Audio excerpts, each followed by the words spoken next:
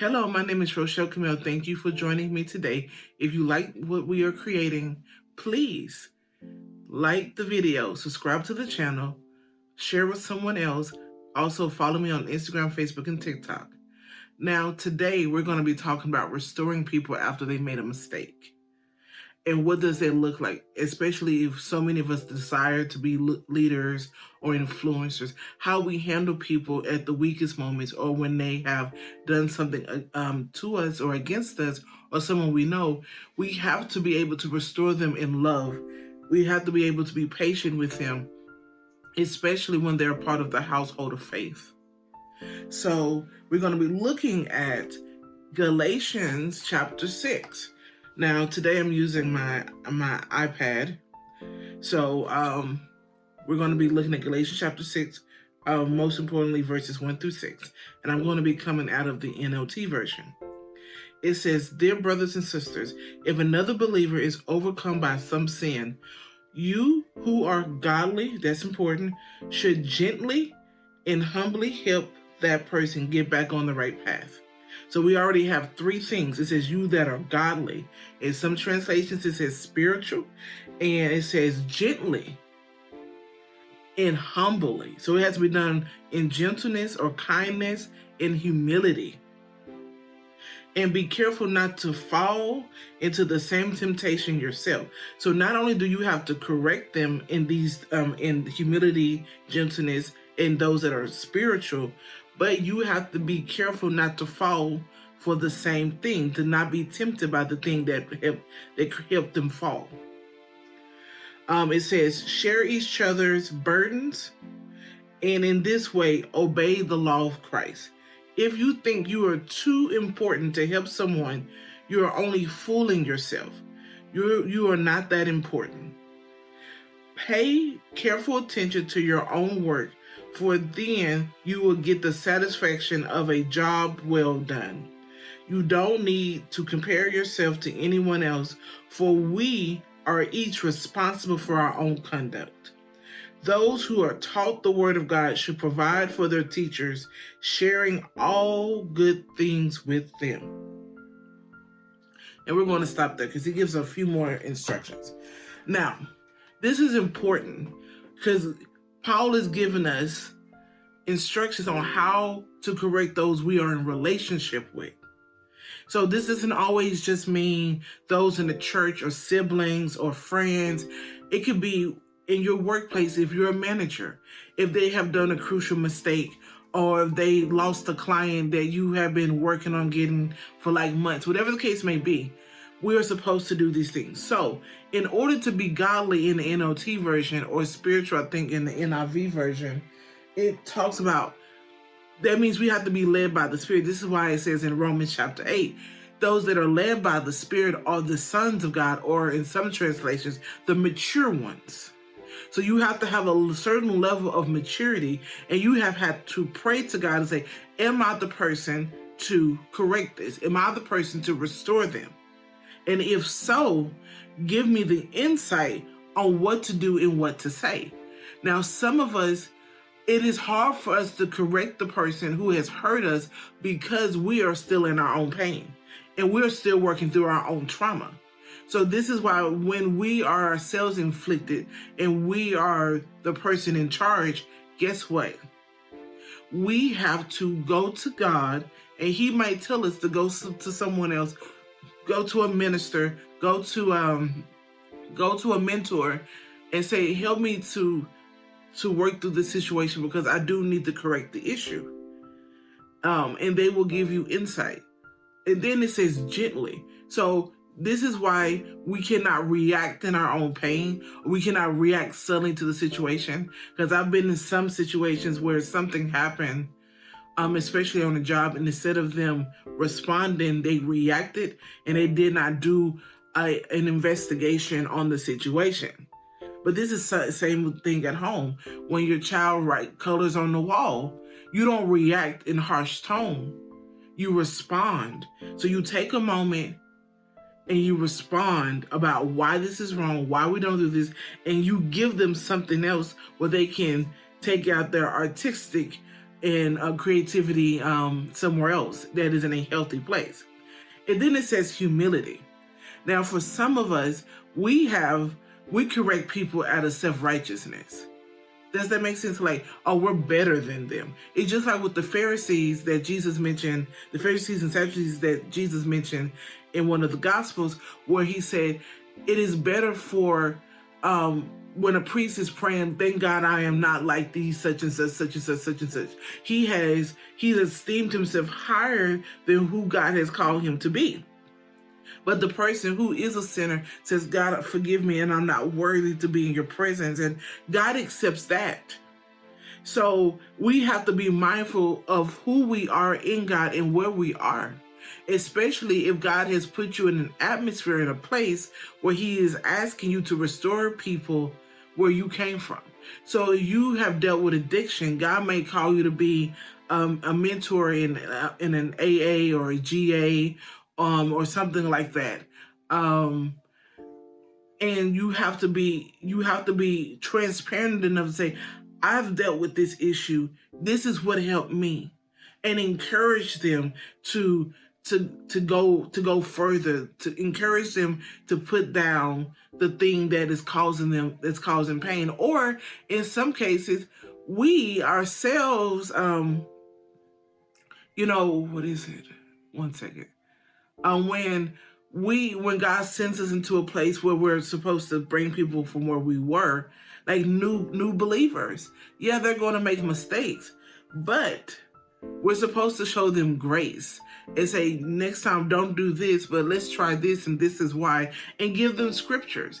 And I love how a few days ago I had this revelation. Before Jesus before God gave his judgment in the Old Testament with the children of Israel, guess what he did? He sent the prophets to remind them of who they were, who they are in Christ, the covenant, the promises, not only God's promises, but their promise to God.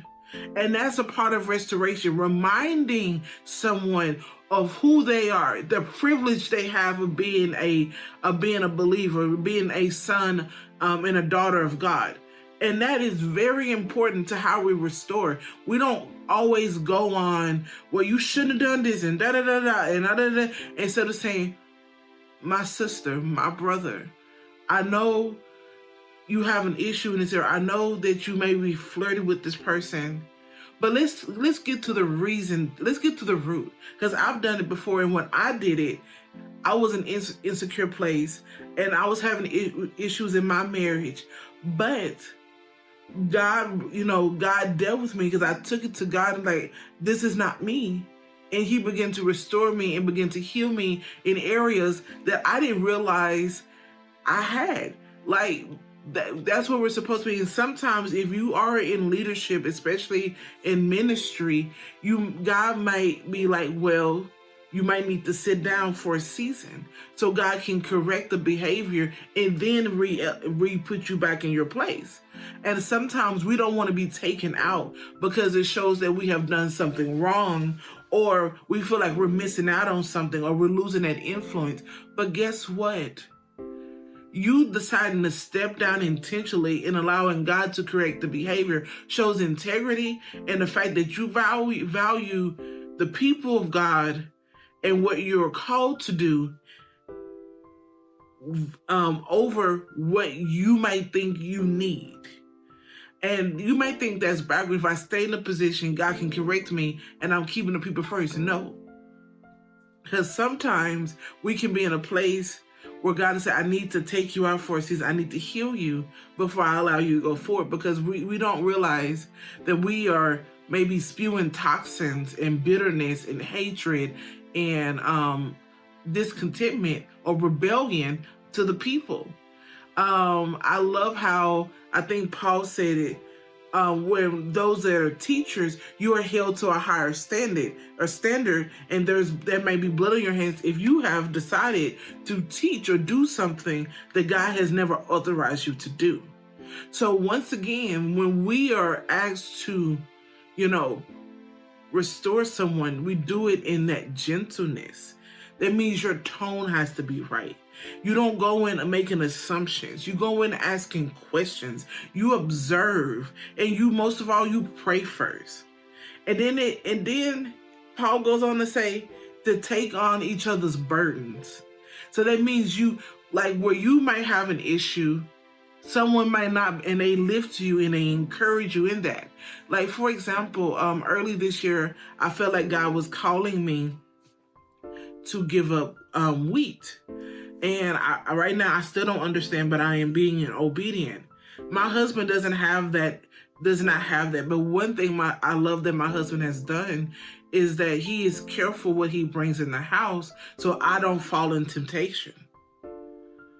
And not only is he stopping me falling into temptation, he is being gracious and careful that himself don't pick up unhealthy habits either by not bringing it or restricting what he eats outside the house.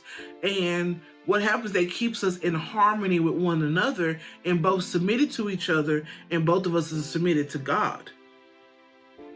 Now, that may not always be, that's a simple situation. However, in what God has called us to do, we have to be mindful that we ourselves are not being tempted by the same thing. That we have become a level of maturity and spiritual maturity where God say, this is how you withstand temptation. And James in chapter 5, I think, talks about in order for us to withstand temptation, we first have to be submitted to God. So humility is a big thing with withstanding temptation. And then we stand against, that means we are in a place of defense where we are standing against, we are resisting, we are not entertaining that, we are putting boundaries up, and then eventually the temptation will flee from you. But not only that, or Satan will flee from you, but sometimes God will give you a way of escape in another way. So you can be transparent with the people that you're restoring. And if this person is unwilling to be restored, then you take the proper precautions of, going to the leader and then going to the church or going to your manager, because these apply not only in the churches, but in our everyday lives. And if there cannot be a place of unity to come back, or reconciliation, then you part ways. And I believe that even in the parting of ways, God can bring healing, but also God can restore that in another season. Some of the conflicts and stuff that we're facing in relationships is because we have decided to keep people too long, or we have put them in the wrong place. With that in mind, it says, if you think you're too good, the next verse right after it says, if you think you're too good to help someone, think again. We are created to serve God and serve people. None of us are too good to serve one another, to give a hand up, to walk an extra mile with someone. That is a part of our cross that we carry daily, to put someone else's needs above our own. To inconvenience ourselves. That's what we do in our marriage. That's what we do as parents. That's what we do when we are called to leadership. And when you're leading, guess what? You're not going to always be able to do what you want to do, because you're going to have to adhere to the needs of your people that you're serving. You're going to have to develop them. You won't be able to do it from a place of insecurity. It has to come from a place of love and purity and the will of God. Because if it doesn't, it will burn up when it get tested. It's just like in Numbers with the people that followed Korah and burned the incense to see if God would accept Korah's incense or Aaron's incense. And guess what? When God blew his fire, all those people were burned up, but what was left was those bronze candle holders. And God told Eleazar to go and get all 250 incense burners and make him a sheet of bronze and lay it over the Ark of the Covenant or the tabernacle table as a reminder of this. So anything that you do that is not of God, when it is tested, when it is proved, when it's put under pressure, when the crushing, it will burn off. So when we correct people, we have to make sure it's in the spirit of God, in the purpose and the will of God for their lives. And it's not out of religiousness, but relationship. Because that's how God restores us. This is how he corrects us. And we only correct those people that we love. So for those out there that are afraid of correcting people because that person might be your cash cow or your A+ star, guess what? You're going to reap the consequences of that sooner or later. And it may be in a toxic work culture, a toxic church culture, issues at home. So we have to correct people and when we do that, when we correct them, we are showing the love of God. We don't always want to be harsh. And this is why I think even in how we give feedback today, especially in America and in Canada, guess what? We do positives and then we do the negatives. But in certain parts of the world, they don't mention anything positive. When they're doing feedback, they give only the things that need correcting, because if for that person, they realize if they're not commenting on it, it's good. And for us, a lot of times we always want to hear the good to make ourselves feel better. But what if God just says, correct this, and he never mentions the good things? It doesn't mean that it's not useless. It doesn't mean that God doesn't get glory out of it. It doesn't mean that it doesn't please God. So for some of us who are seeking validation from the good things that we're doing, but God has said, correct this, do this with this, and you're in the wilderness and all these other things. What about this? You need to get rid of the pride. Well, you need to get rid of the bitterness. You need to heal from here. You need to forgive. God still honors the good things that you do. That's why in 1 Corinthians 15 and verse 58 says, be immovable. And in the last verse it says, and to know anything you do for the Lord is not useless. So as you begin to restore people and correct people, give mercy and grace. Because when you have the abundance of love, there is abundance of grace. There's abundance of mercy. That's why it says that love covers a multitude of sins, or many sins. Love covers it. Grace covers it. But we're not supposed to misuse it. Excuse me. We're not supposed to misuse it. So I hope that from today you understand, when we restore people, we're supposed to do it by, at the will of God, in humility, with gentleness, and we're supposed to carry each other in our weaknesses. We're supposed to support one another. And most importantly, we're not supposed to think too highly of ourselves.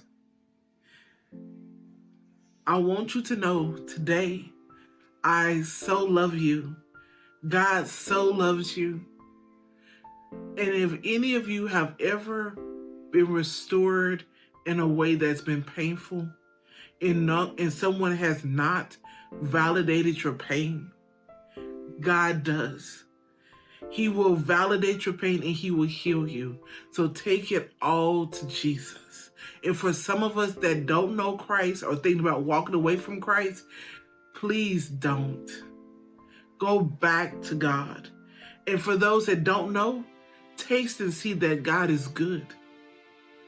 That he will love you, and he has so much patience for you. And he has not changed his mind because he knows you. He's not waiting to find out something about you and say, aha, you're not who I thought you were. He already has made his mind up about you when you come to him, that you are loved, that you are the apple of his eye, that he hears you and he sees you, and he commands blessings over you, and he commands his best. He commands his best over you. And most importantly, when you do come to the faith, he is praying that no matter what circumstances and no matter what the issues are, that you do not allow Satan to take your faith. He is praying when you're being tested that your faith fails not. So please have a wonderful, wonderful weekend. And once again, if you like this video, like it and subscribe to the channel. And I will see you later. God bless.